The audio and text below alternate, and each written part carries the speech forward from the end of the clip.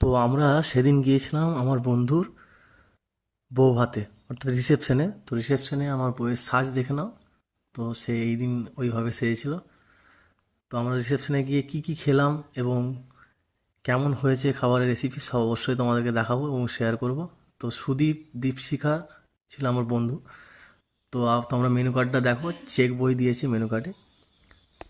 তো অতএব আমাদের প্রথমে ছিল আমাদের চিকেন স্যাটে। চিকেন স্যাটেনটা অপূর্ব করেছিল, এটা মেন কোর্স অবশ্য। তারপর আমাদের ছিল বেবি নান। বেবি নানটাও খুব সফট হয়েছিল, তার সাথে ছিল চানা মশলা।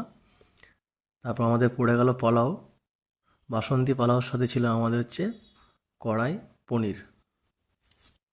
তো অসাধারণ টেস্ট হয়েছিল কড়াই পনিরটা। তারপর আমাদের ঝুরি আলু ভাজা। নেক্সট আইটেম ছিল ভাত। আমি ভাত নিইনি, মটর আপনার আলু পোস্ত ছিল, সাদা ভাত ছিলাম, এগুলো সব চেঞ্জ করে তারপর আমি নিলাম মাটন সোয়া। মাটনের পরে মিষ্টি পাঁপড়